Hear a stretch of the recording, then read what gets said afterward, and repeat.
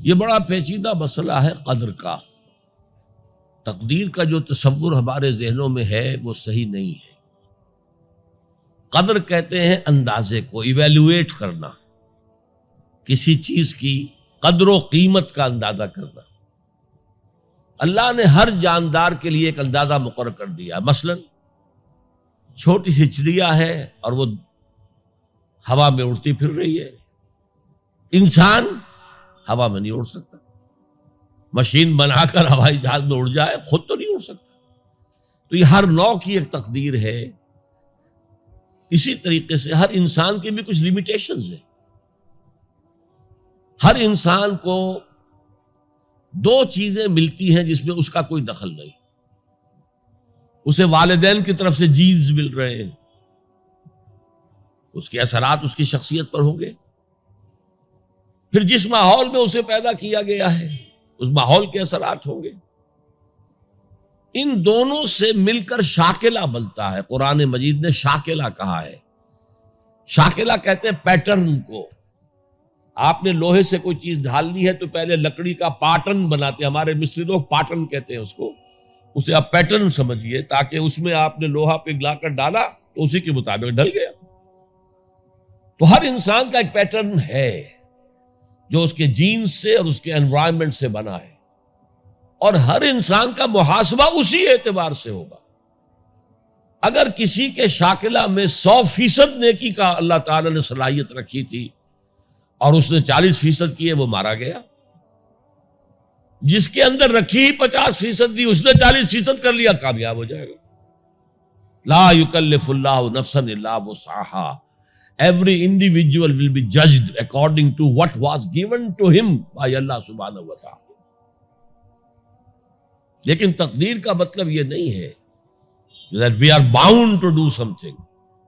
No. There is no predestination. It's only pre-knowledge. اللہ نے مجھے اختیار دیا، چاہے یہ کرو چاہے وہ کرو، اما شاکرا و اما کفورا. فمن شاء فلیؤمن ومن شاء فلیکفر. جو چاہے ایمان لائے، جو چاہے کفر کا اختیار کر لے. لیکن اللہ کو معلوم ہے کہ تم کیا کرو گے. یہ پری نالج ہے اللہ کا، پری ڈیسٹینیشن نہیں. اللہ نے مجبور نہیں کیا ہے. ہاں وہ لمیٹیشن جو آپ کی شخصیت کے اندر ہے وہ اپنی جگہ ہے، لیکن نیکی اور بدی، خیر اور شر، حق و باطل کا چوائس آپ کو دیا ہے. اما شاکرا و اما کفورا. فمن شاء فلیؤمن ومن شاء فلیکفر. This free will is with you and you will be adjudged on the basis of this free will. البتہ کتنی نیکی تم کر سکتے تھے اتنی کر لی، کامیاب، چاہے وہ مقدار میں کم ہو.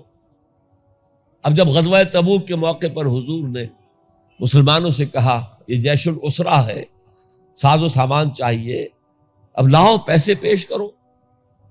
حضرت ابوبکر نے اپنا سارا اثاثہ لا کر رکھ دیا. پوچھا اپنے بال بچوں کے لیے کچھ چھوڑ کر آئے ہو؟ کہ کچھ نہیں چھوڑا.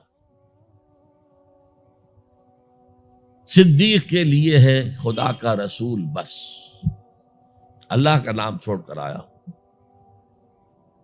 اب حضرت عثمان نے بہت دولت دی اس وقت. ایک غریب انصاری، اس نے ساری رات ایک یہودی کے باغ میں وہ کنویں سے پانی کھینچ کر باغ کو سیراب کیا. صبح کو اسے کچھ کھجوریں مل گئیں اجرت کے طور پر. اس نے آدھی لا کر اپنے بال بچوں کو دے دی، گھر کا نفقہ، نان نفقہ شام تک کے لیے. آدھی حضور کے سامنے لا کر رکھ دی. جو منافقین موجود تھے انہوں نے تمسخر اڑایا. ہاں جی ہاں، بغیر ان کھجوروں کے تو یہ لشکر جا ہی نہیں سکتا، یہ تو بڑا، یہ تو بہت. حضور نے کیا کہا؟ ان کھجوروں کو اس پورے ڈھیر کے اوپر پھیلا دو، اللہ کی نگاہ میں یہ اس پورے ڈھیر سے زیادہ بھاری ہے. تو آپ جو کچھ کر سکتے ہیں کیجئے. اللہ تعالیٰ کی لاٹھی اندھے کی لاٹھی نہیں ہے جو برابر چلے سب پر، بلکہ ایوری انڈیویجول اس کے علیحدہ علیحدہ حساب ہوگا. اللہ کا کمپیوٹر بہت بڑا ہے، بہت بڑا ہے، بہت بڑا ہے. وہ ہر ایک کی قدر و قیمت کا تعین کر لے گا.